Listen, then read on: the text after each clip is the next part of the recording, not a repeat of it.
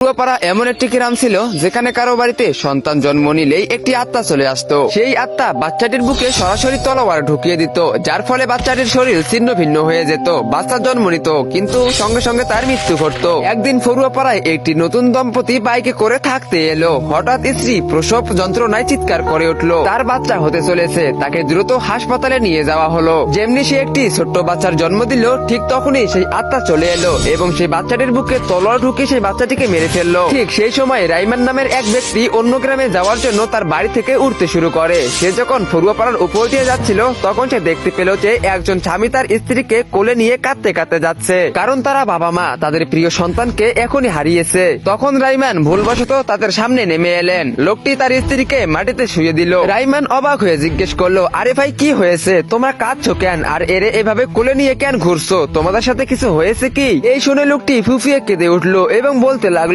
কি বলবো ভাই, আমার ভুল হয়ে গেল যে আমি এই অভিশপ্ত গ্রামে এলাম। এখানে আমার বাচ্চা জন্মালো আর জানি না কিভাবে মারা গেল, তার রক্ত ছাড়া কিছুই পাওয়া গেল না। এরপর সে তার স্ত্রীকে ধীরে ধীরে তুলে নিয়ে সেখান থেকে চলে গেল। এই শুনে রাইমানের গায়ে কাঁটা দিয়ে উঠলো। সে ভাবলো এসব কি করে হতে পারে, কেন বাচ্চা জন্ম নিয়ে কিভাবে মারা যেতে পারে। তারপর রাইমান সেখান থেকে উড়ে একটু এগিয়ে গেল। তখন তার গ্রামের এক প্রবীণ চাচার সাথে দেখা হয়ে গেল। রাইমান চাচাকে জিজ্ঞেস করলো, চাচা এই গ্রামে বাচ্চারা জন্ম নেওয়ার পর কেন মারা যায় আমাকে বলুন। চাচাজি বললেন, আরে বাবা আমি তো বিড়ি খেতে যাচ্ছিলাম, কিন্তু তুমি যখন এত করে বলতেছো তাহলে শোনো। এই গ্রামে আগে ঠুংঠুং নামের একজন রাজা রাজত্ব করতেন। তিনি সেই সময়ের একজন পরিচিত আরবপতি ছিলেন, কিন্তু তার একজন স্ত্রী ছিলেন ইন্দুমতি। একদিন ইন্দুমতি তাকে সুসংবাদ শোনালেন, স্বামী আমি মা হতে চলেছি, আপনার সাম্রাজ্য সামলানোর জন্য একজন রাজকুমার বা রাজকুমারী আসতেছে। ঠুংঠুং খুশি তো হলেন, কিন্তু একটা জিনিস তার কাছে অগ্রহণযোগ্য ছিল, আর সেটা হলো রাজকুমারের জন্ম। তো বন্ধুরা এরপরে কি হয়েছিল, ঠুংঠুঙ্গের কি আসলে রাজকুমার জন্ম হয়েছিল নাকি রাজকুমারের জন্ম হয়েছিল, আর এই অভিশাপ কিসের জন্য হয়েছিল তোমরা সেটা দেখতে পারবে পার্ট 2 তে। তো পার্ট 2 দেখতে চাইলে ভিডিওতে লাইক করে চ্যানেলটিকে সাবস্ক্রাইব করে দাও, আর টিকটক ফেসবুক থেকে দেখে থাকলে ফলো করে দাও, আর কমেন্টে পার্ট 2 লিখতে ভুলবা না।